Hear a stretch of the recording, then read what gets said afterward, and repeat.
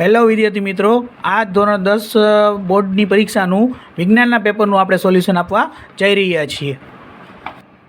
તેમાં વિભાગ એ છે નીચે આપેલા વિધાનો માટે તેમની નીચે આપેલા વિકલ્પમાંથી સાચો વિકલ્પ પસંદ કરી લખો.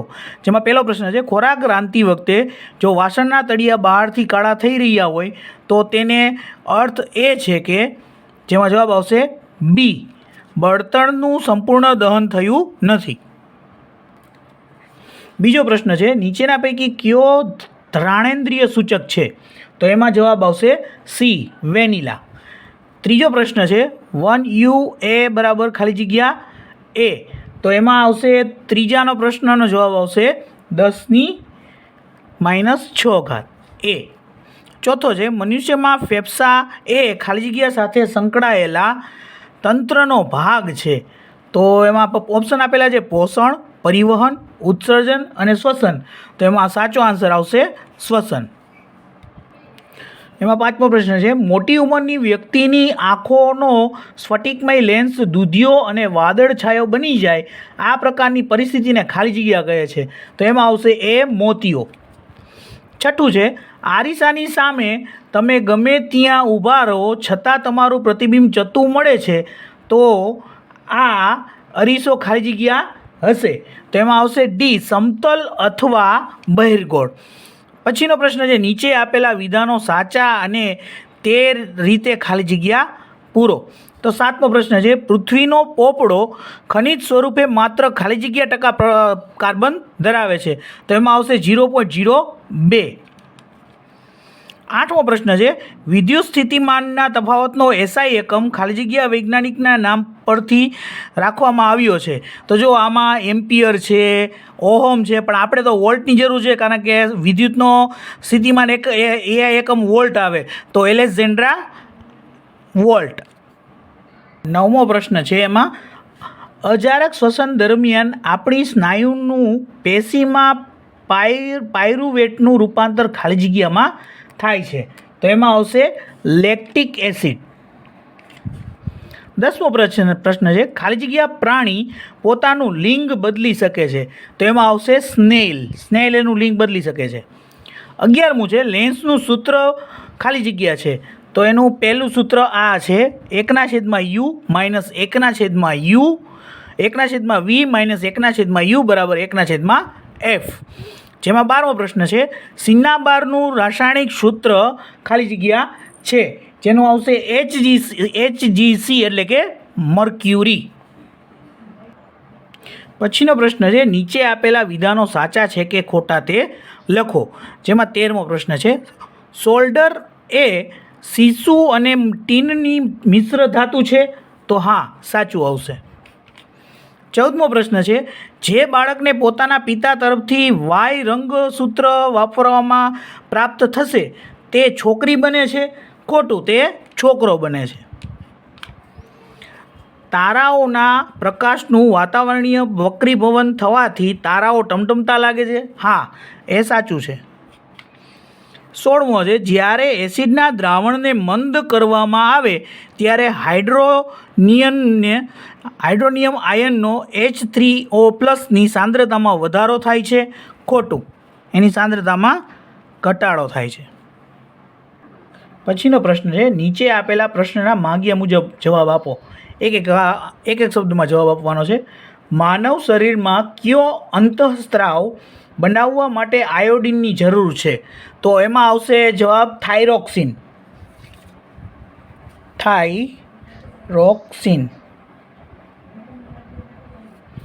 18મો પ્રશ્ન છે, જો લક્ષણ એ અલિંગી પ્રજનનવાળી વસ્તીમાં 10% સભ્યોમાં જોવા મળે છે અને લક્ષણ બી તેની વસ્તીમાં 60% સજીવોમાં મળે છે, તો કયું લક્ષણ પહેલાં ઉત્પન્ન થયું હશે? તો આમાં જેમાં પર્સન્ટેજ ઝાઝા હોય તેમાં તેનું ઉત્પન્ન વધુ થયું હશે. તો લક્ષણ બીમાં પર્સન્ટેજ કેટલા છે? 60%. તો એનો જવાબ આવશે લક્ષણ બી. લક્ષણ બી. 19મો પ્રશ્ન છે, પ્રિઝમ વડે શ્વેત પ્રકાશના વિભાજન દરમિયાન કયા રંગનો પ્રકાશ સૌથી ઓછો મળે છે? તો એમાં પ્રકાશ મળે છે આપણને કેવા કલરનો મળે? લાલ અથવા રાતો. લાલ લખો કે રાતો લખો, બંને સરખું. પછીનો 20મો પ્રશ્ન છે, વ્યાખ્યા આપો વિદ્યુત પ્રવાહ. તો વ્યાખ્યામાં આપણે લખવાનું રહેશે એકમ સમયમાં પસાર થતા ચોખ્ખા વિદ્યુત ભારને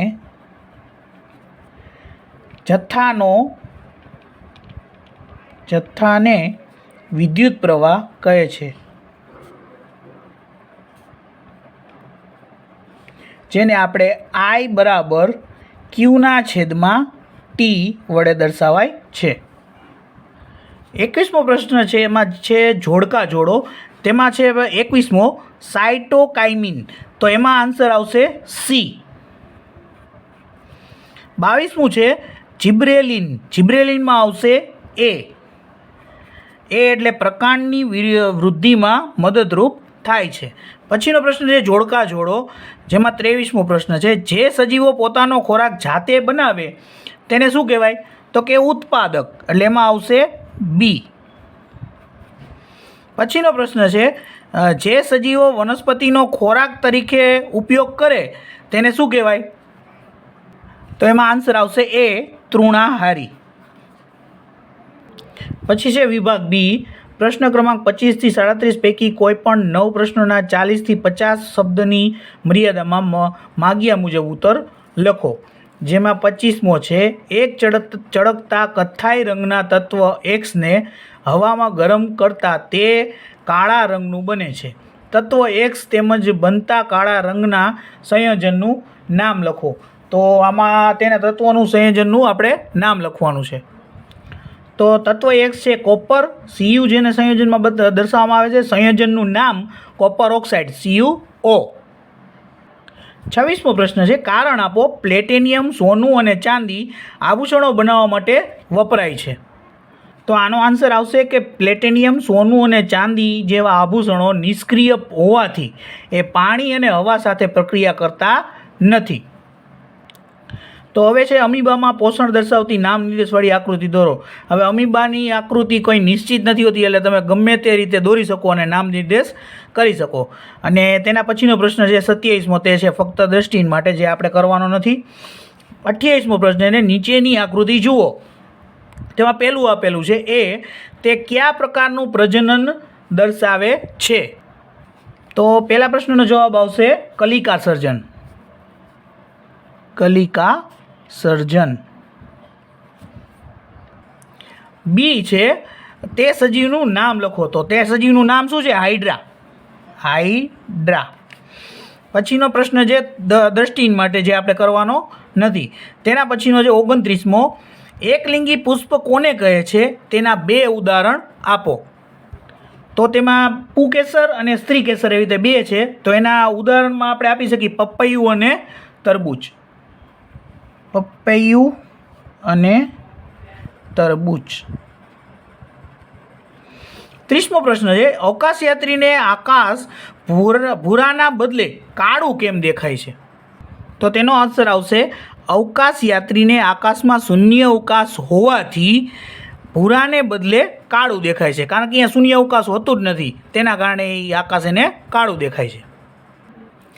પછી છે 31મું, કોઈ વિદ્યુત બલ્બના ફિલામેન્ટમાંથી 0.5 એમ્પિયર વિદ્યુત પ્રવાહ 20 મિનિટ સુધી વહે છે, તો પરિપથમાં વહન પામતો વિદ્યુત ભાર ગણો. તો આમાં એક દાખલો આવેલો છે, તો એ આપણે દાખલો ગણીશું, જેમાં આપણને I બરાબર 0.5 એમ્પિયર આપેલું છે અને ટી એટલે કે ટાઈમ આપણને 20 મિનિટ આપેલો છે. તો આનું સૂત્ર છે I બરાબર Qના છેદમાં ટી.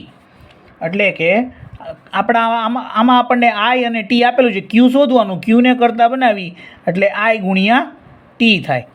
તો Q બરાબર I બરાબર આપણા પાસે છે 0.5 ઇન્ટુ 20 મિનિટ. 20 મિનિટ જેમાં આપણે પહેલાં ટાઈમ શોધવો પડશે. તો ટી બરાબર આપણને મળશે 20 ગુણ્યા 60, કારણ કે 1 કલાક 60 મિનિટની હોય, એટલે આપણને કેટલા મળે કુલ ટોટલ 1200 મિનિટ.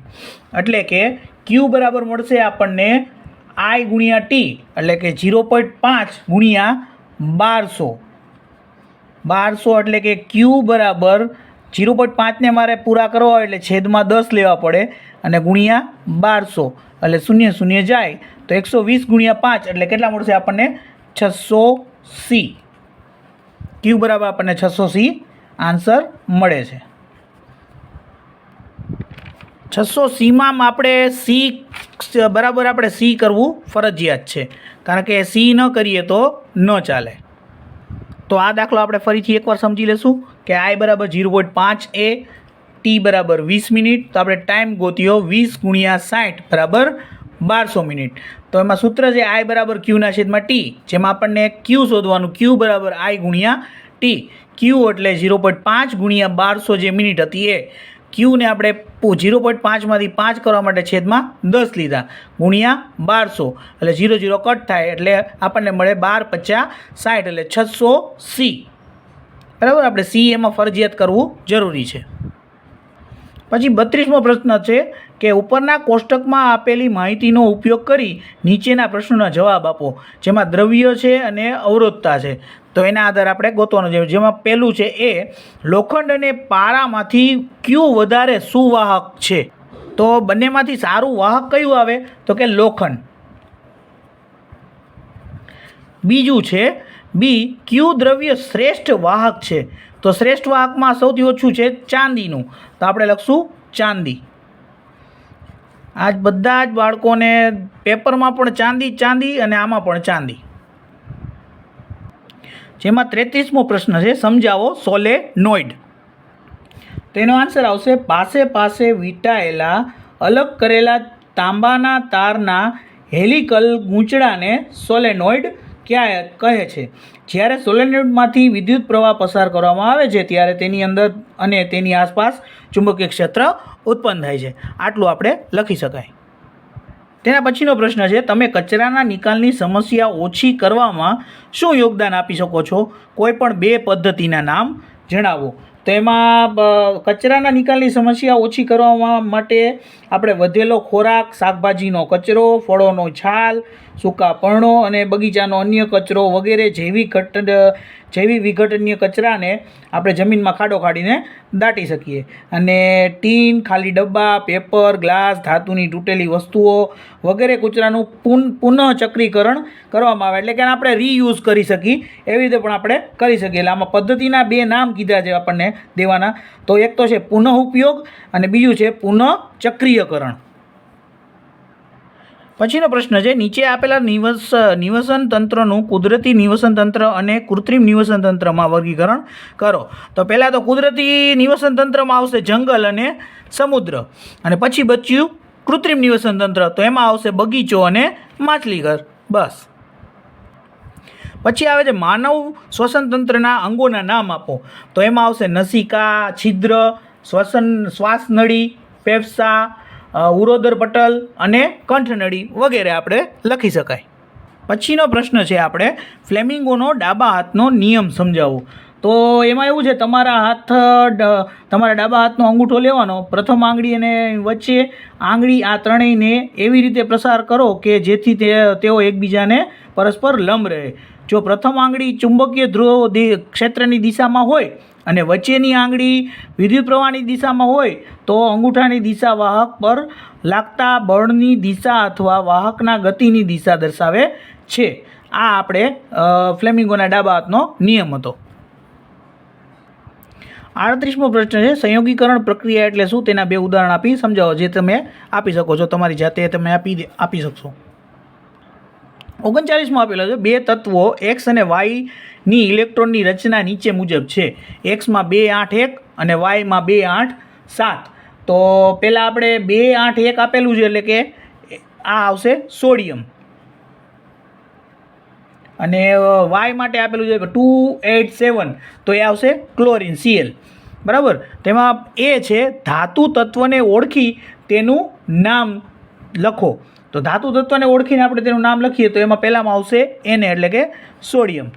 બીજું આવશે અધાતુ તત્વને ઓળખી તેનું નામ લખો, તો એમાં આવશે ક્લોરિન. એના પછીનું છે એક્સ અને વાય દ્વારા કયું આયનીય સંયોજન બને છે? તો એમાં આવશે Na પ્લસ Cl2 એટલે એની પ્રક્રિયા કરતાં આપણને મળે 2NaCl. બરાબર છે. 40મું છે આપેલી આકૃતિમાં કસનળી એબીસીનું અવલોકન કરી તેને નીચે આપેલા પ્રશ્નોના જવાબ લખો. તો એ કસનળીમાં છે ખીલ્લી, પાણી અને લોખંડની અને હવા છે.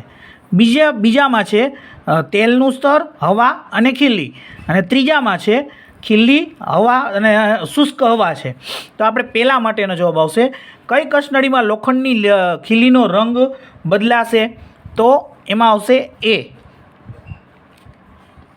બીજો પ્રશ્ન છે બી, આ સાથે સંકળાયેલી રાસાયણિક પ્રક્રિયાનું નામ લખો.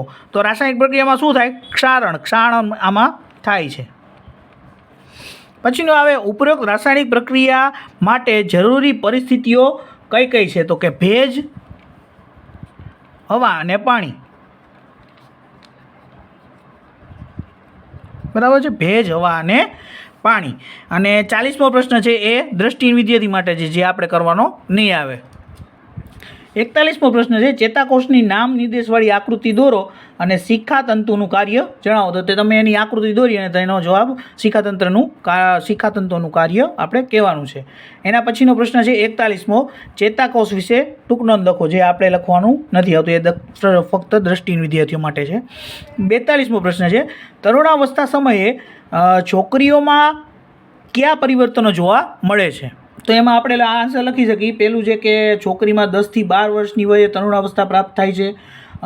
તેમાં સ્નાયુઓ કોમોડ રહે છે, તેમાં અવાજ તીણો રહે છે, તેમાં નિતંબનો વિકાસ વધારે થાય છે, તેમાં સ્તન ગ્રંથિ, યોનિ માર્ગ અને ગર્ભાશયનો વિકાસ થાય છે. આવું આપણે લખી શકીએ. અને તફાવત આપો એવી રીતે 43મો પ્રશ્ન છે નર પ્રજનન તંત્ર અને માદા પ્રજનન તંત્ર, જે તમે તમારી રીતે લખી શકો છો. 44મો પ્રશ્ન છે નીચેની પરિસ્થિતિઓમાં કયા આરિશા વપરાય છે તે જણાવો. તો આપણે આમાં આરિશાના નામ કહેવાના છે. પહેલું છે એ કારની હેડલાઇટ. કારની હેડલાઇટમાં વપરાશે અંતર્ગોળ અરીસો. અને બીજું છે વાહનની પાછળનું દૃશ્ય જોવા માટેનો અરીસો, એટલે કે રિયર વ્યૂ મિરર, તેમાં આવશે બહિર્ગોળ અરીસો. સી છે સોલાર ભઠ્ઠી. સોલાર ભઠ્ઠીમાં અંતર્ગોળ અરીસો આવશે. 45મો પ્રશ્ન છે બહિર્ગોળ લેન્સની સામે વસ્તુને F1 અને F2F1ની વચ્ચે મૂકતા મળતા પ્રતિબિંબની કિરણ આકૃતિ દોરો તથા પ્રતિબિંબનું સ્થાન, પ્રકાર અને પરિણામ જણાવો. તો આમાં આપણને પ્રતિબિંબનું સ્થાન કેવું મળશે? 2F2થી ખૂબ દૂર. તો પ્રતિબિંબના સ્થાનમાં લખીએ કે આપણે 2F2થી થોડું દૂર, અને એનું આપણે સ્થાન અને પ્રકાર કહેવાનું છે. તો એનું સ્થાન આવે વાસ્તવિક, ઉલટું અને સહેજ મોટું. તો બરાબર, એનો આન્સર આવશે વાસ્તવિક, ઉલટું અને સહેજ મોટું. 45મો છે જે આપણે કરવાનો નહીં આવે, દ્રષ્ટિહીન વિદ્યાર્થીઓ માટે છે. 46મો પ્રશ્ન છે એક વિદ્યુત, આ આપણે બેઠો પાઠ્યપુસ્તકનો આઈ થિંક ત્રીજું ઉદાહરણ છે, તેનો આ આખો પ્રશ્ન છે. તો એ આપણે એનો દાખલો ગણવાનો છે. એ દાખલા માટે આપણે કરશું 46મા માટે કે તફાવત આપ્યો છે આપણને, વોલ્ટ છે 60નો, વિદ્યુત પ્રવાહ છે આપણા માટે I બરાબર 4A. તો એ ઓહમના નિયમ અનુસાર આપણે શું મળે? R બરાબર V/1 બરાબર 60 વોલ્ટના છેદમાં 4A. તો આપણને મળશે આન્સર 15. એનો આન્સર મળશે આપણને 15 ઓમેગા. હવે એના ઉપરથી આપણે વિદ્યુત સ્થિતિમાનનો તફાવત ગોતવાનો છે. તો વિદ્યુત સ્થિતિમાનનો તફાવત બરાબર શું આવશે? આપણે I બરાબર V/R. ઓનો આન્સર 15 ઓમેગા આવ્યો. તો આપણે હવે વિદ્યુત સ્થિતિમાનનો તફાવત ગોતવો હોય તો એ આપણને માટે છે 120 વોલ્ટ. તેમાં પણ આવશે I બરાબર V/R. તો જેથી આપણને મળશે 120 વોલ્ટ છેદમાં 15 ઓમેગા, જેનો આન્સર મળશે આપણને 8 એમ્પિયર. તો એનો આન્સર આપણને મળશે 8 એમ્પિયર. બરાબર છે. 47મો પ્રશ્ન છે, વિભાગ ડી ચાલુ થઈ જાય છે. એટલે 47મો પ્રશ્ન 5 દ્રાવણો ABCDE ને સાર્વત્રિક સૂચક દ્વારા તપાસતા અનુક્રમે, એટલે કે અનુક્રમે આપણે આના નામ આપી દેવાના A B C ડી અને ઈ. એના ઉપરથી આપણે પીએચ દર્શાવે છે તો કયું દ્રાવણ છે? પહેલાં તો તટસ્થ હશે. તટસ્થ હશે તો એમાં તો પહેલાંમાં આવશે આપણે 7, જેને કહીશું આપણે ડી. બીજું છે પ્રબળ બેઝિક હશે. પ્રબળ બેઝિક એટલે 11 આવે છે. 11ને આપણે નામ આપશું સી. સી છે પ્રબળ એસિડિક. પ્રબળ એસિડિક એટલે કે 1, જે મળશે આપણને બી. અને પીએચના મૂલ્યને આધારે હાઇડ્રોજન આયનની સાંદ્રતાના ચડતા ક્રમમાં દર્શાવો. તો એને આપણે ચડતા ક્રમમાં અનુક્રમે આપણે કઈ રીતે દર્શાવી શકીએ? 10⁻1, 10⁻9, 10⁻7, 10⁻4 અને 10⁻1. બરાબર? એટલે આ રીતે આપણે એનો ક્રમ જળવાશે. 10⁻11, 10⁻9, 10⁻7, 10⁻4 અને 10⁻1. આ રીતે આપણે એને ચડતા ક્રમમાં દર્શાવી શકશું. પછીના બધા મોટા પ્રશ્નો છે. પ્લાસ્ટર ઓફ પેરિસ કેવી રીતે બને છે? પ્લાસ્ટર ઓફ પેરિસ અને પાણી વચ્ચે થતી પ્રક્રિયા દર્શાવતું સમીકરણ લખો તથા પ્લાસ્ટર ઓફ પેરિસનો ઉપયોગ લખો. એ તમારી રીતે જોઈને લખવાના છે. 49મો છે તફાવત આપો. સાબુ અને પ્રક્ષાલકો. બી છે નીચે આપેલા સંયોજન માટે ક્રિયાશીલ સમૂહના નામ અને ક્રિયાશીલ સમૂહના સૂત્ર લખો, જેમાં છે પ્રોપેનોલ અને પ્રોપેનોન. પ્રોપેનોલ છે એટલે એમાં આવશે ઓલ પ્રત્યય અને પ્રોપેનોન છે એટલે ઓન પ્રત્યય આવે. ઓલ પ્રત્યય આવે એટલે એમાં આવશે આલ્કોહોલ અને ઓન પ્રત્યય આવે એમાં આવશે કીટોન. જેને આપણે સૂત્ર તરીકે લખવાનું આવે તો આને કહીશું આપણે -OH અને આમાં મળશે C ની ડબલ જોડીએ. બરાબર? આ રીતે આપણે લખી શકીએ. પછીનો પ્રશ્ન છે 50મો. ટૂંક નોંધ લખો. લસિકા. બી છે ઉચ્ચ કક્ષાની વનસ્પતિમાં વહનતંત્રમાં ઘટકો ક્યાં છે? તેમના કાર્ય લખો. 51મો પ્રશ્ન છે સ્વયંપોષી અને વિષમપોષી પોષણ વચ્ચે શું તફાવત છે? બી મૂત્રપિંડ નલિકાની સંરચના દર્શાવતી નામ નિર્દેશવાળી આકૃતિ દોરો. 51મો પ્રશ્ન છે જે આપણે નહીં કરવાનો આવે, એ છે ફક્ત દ્રષ્ટિહીન માટે. 52મો પ્રશ્ન લઘુ દ્રષ્ટિની ખામી અને તેનું નિવારણ આવૃત્તિ દોરી સમજાવો. 52મો પ્રશ્ન એના પછીનો ફક્ત દ્રષ્ટિહીન માટે. 53મો પ્રશ્ન છે ચુંબકીય ક્ષેત્ર રેખાઓના ગુણધર્મની યાદી બનાવો. બી વિદ્યુત શોર્ટ સર્કિટ ક્યારે થાય છે? પછી જે પૂરા નામ લખો. CFC એટલે એને CFCને આપણે કહીશું ક્લોરોફ્લોરોકાર્બન. ક્લોરોફ્લોરોકાર્બન. અને UNEPનું નામ થશે United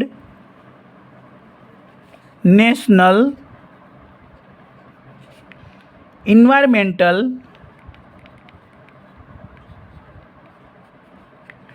programme. United national environmental programme. તો આ હતું આપણું આજનું વિજ્ઞાનનું પૂરેપૂરું સોલ્યુશન. તો આપને આ વિડીયો ગમે તો લાઇક, શેર અને સબસ્ક્રાઈબ કરો અને જરૂરત વિદ્યાર્થીને શેર કરો.